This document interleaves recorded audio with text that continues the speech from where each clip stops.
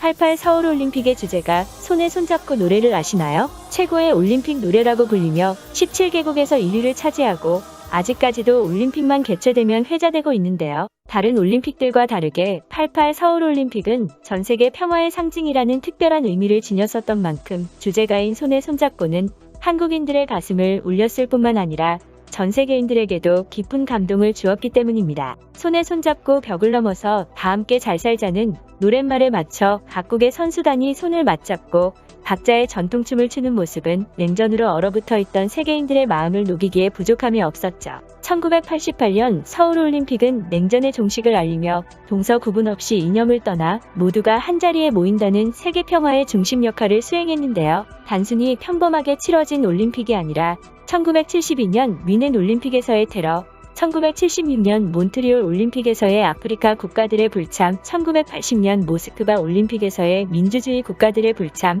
1984년 LA 올림픽에서의 사회주의 국가들의 불참이라는 전 세계의 갈등을 이겨내고 역대 최대 159개국이 참여해 대한민국의 수도인 서울에서 오랜 기간 인류를 핵전쟁의 공포로 몰아넣었던 냉전의 시대가 끝났음을 선언하고 세계의 조화와 공존, 그리고 동서화합의 장을 열었던 평화의 올림픽이었습니다. 당시 전쟁의 여파와 민주주의 투쟁으로 힘겨웠던 우리나라 국민들에게도 88 서울올림픽은 크나큰 의미였는데요.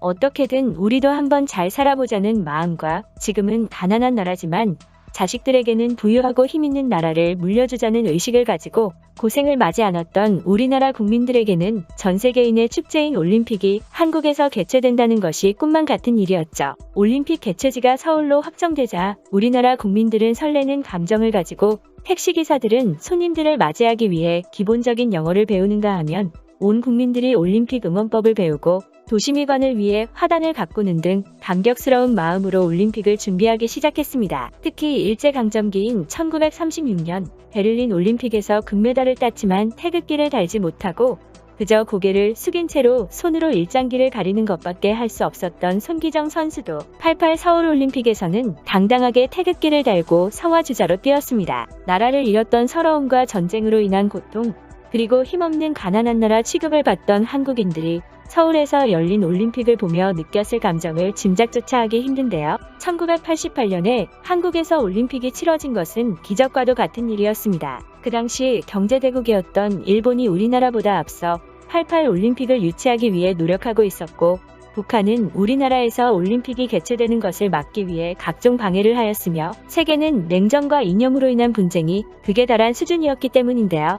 게다가 민주주의 국가인 우리나라에서 올림픽이 개최되는 만큼 1980년 모스크바 올림픽과 1984년 LA 올림픽처럼 반대 세력의 국가들이 올림픽을 보이콧하고 참여하지 않아 반쪽짜리 올림픽이 될 것이라는 부정적인 예측이 대부분이었습니다. 하지만 우리나라는 이 모든 걸 이겨내 88 올림픽을 서울에 유치하는 데 성공하였고 이념과 냉전을 넘어 159개국이 한 곳에 모인 전세계 화합의 장인 평화올림픽을 개최하는 데 성공하였죠. 88 서울올림픽 이후 주제가인 손에 손잡고의 노랫말처럼 서독과 동독은 베를린 장벽을 넘어 통일을 이뤄냈고 남예멘과 북예멘 또한 통일하였으며 냉전의 상징이었던 소련마저 해체되어 세계는 평화를 맞이했는데요. 그러면 88 올림픽이 서울에서 치러지기까지 어떠한 역경들을 이겨내었는지 자세히 살펴보도록 하겠습니다. 1988년도 올림픽은 그리스, 알제리, 호주, 일본, 그리고 우리나라가 유치전을 벌였는데요.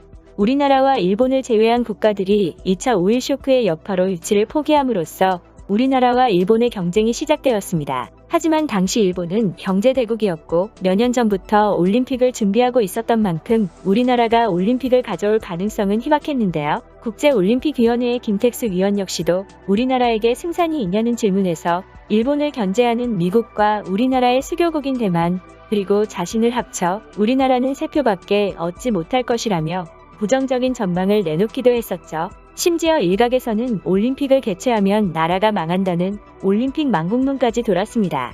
그 이유는 1972년 뮌헨 올림픽 기간 중 팔레스타인 무장단체가 몰래 선수촌에 침투하여 선수 2명을 사살하고 9명을 인질로 붙잡는 사건이 있었고 1976년 몬트리올 올림픽에서는 뉴질랜드가 인종차별 정책으로 세계 스포츠에서 완전히 추방된 남아공과 친선 경기를 펼쳐 아프리카 국가들이 올림픽을 집단 보이콧하고 불참하여 몬트리올시는 파산 직전까지 몰렸으며 공산 진영과 자유 진영의 전쟁으로 인해 1980년 모스크바 올림픽은 자유 진영 국가들이 참여하지 않은 반쪽짜리 올림픽이 되었고 1984년 LA 올림픽 역시도 공산 진영 국가들이 참여하지 않은 반쪽짜리 올림픽이 되었기 때문이었는데요. 당시 정부는 국가 차원에서 올림픽 유치를 추진하다가 일본을 상대로 우리나라가 3표밖에 얻지 못한다면 국제적 망신을 당할 것이라 봤고 이에 전경련의 재벌 총수들을 민간 유치단으로 내세웠습니다. 재벌 총수들도 달갑지 않은 반응을 보였지만 정부의 강행하에 안기부와 함께 유치활동을 시작했는데요.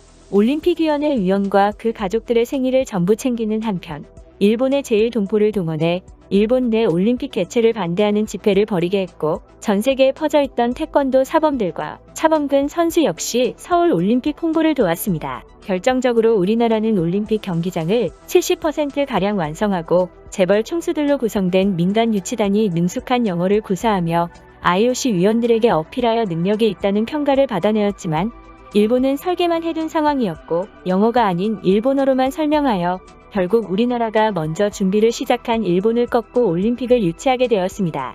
일본은 1978년부터 올림픽 유치를 준비했을 뿐만 아니라 경쟁자가 평소 무시하던 한국이었던 만큼 거만함과 성의 없는 태도를 내비쳤던 것이었는데요. 하지만 우리나라와 사정이 비슷한 제3세계 국가들이 한국을 지지하고 일본에게 IOC 진출을 반대당한 중동 국가들 또한 한국을 지지하고 나선 것이었죠. 하지만 올림픽 유치의 기쁨도 잠시 유치가 확정된 이후부터 서울올림픽 개최를 취소시키기 위해 여러 국가들이 테러까지 일삼으며 방해하기 시작했습니다. 게다가 서울올림픽을 반쪽짜리 올림픽으로 만들지 않기 위해서는 공산 진영의 참가를 이끌어내야 한다는 문제가 남아있었는데요. 북한은 올림픽 개최가 남북 분단 상태를 고착시키고 한국엔 에이즈 환자가 50만에 달한다며 한국이 위험한 국가라는 거짓 이야기를 지어내기 시작했고 소련은 한미동맹 30주년을 기념하기 위해 비행기로 방문하던 미 하원의원이 탄 대한항공 007편 여객기를 격추하였습니다. 당시 탑승 인원 269명 전원이 사망하는 대참사가 벌어졌었는데요.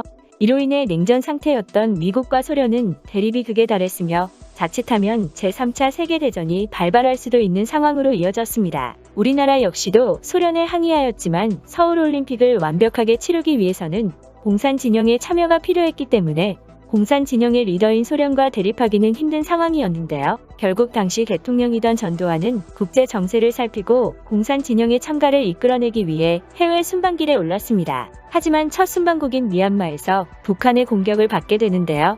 북한은 아웅산 장군의 묘소에서 우리나라 대통령을 살해하려고 폭탄을 터뜨렸고 이로 인해 우리나라 관료 17명이 목숨을 잃었습니다. 하지만 기적 같은 일도 있었는데요. 1984년에는 중국이 서울올림픽 참가를 선언했고 85년에는 동독도 참가한다는 입장을 밝혔습니다. 게다가 소련의 정권이 바뀌어 개혁파인 고르바초프가 권력을 잡은 후 미국과 핵 제한 협상을 진행하며 냉전 종식의 서막을 알렸는데요. 88 서울올림픽이 민주진영과 공산진영이 모두 참가하는 화합의 장이 될 것으로 예상되자 북한은 남북 공동 개최를 주장하기도 했습니다.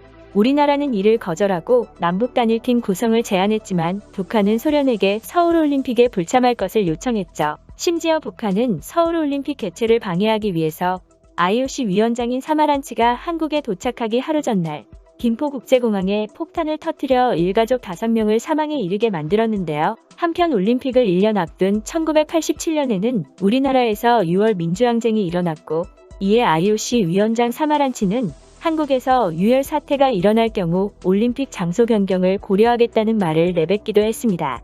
이에 군에서는 우리나라에서 처음 치러지는 올림픽인 만큼 개최 취소라는 국제적인 망신을 당하지 않기 위해서는 무력 진압을 피해야 한다며 군 출동 거부 의사를 확실히 밝혔고 결국 전두환은 물러날 수밖에 없었습니다. 그렇게 1987년 말에 우리나라 국민들이 직접 대통령을 선출하였고 1988년에는 이념 갈등을 이겨내고 화합의 올림픽을 개최하였습니다. 비록 북한을 포함한 친북 성향의 6국가가 참여하지 않았지만 역대 최대인 159개국이 참여하여 다 함께 냉전의 종식을 보였고 민주진영과 공산진영을 가릴 것 없이 역대 올림픽 마스코트들이 모두 참가한 가운데 대립은 마무리 짓고 손잡고 더 나은 세상을 만들어 나가자는 아름다운 모습을 선보였는데요. 서울올림픽 이후 소련은 해체되고 독일과 예멘은 통일을 이뤄내 냉전은 끝이 났습니다. 그 시절 우리나라도 부강한 나라가 되어보자는 국민들의 마음이 모여 여러 난관을 뚫고 기적 같은 88 서울올림픽을 성공적으로 치를 수 있었던 것 같은데요. 그러면 우리에게 부강한 나라를 물려주기 위해 고생하신 어르신들에게 감사 인사를 드리며 오늘 이야기는 여기까지 하도록 하겠습니다. 시청해주셔서 감사합니다.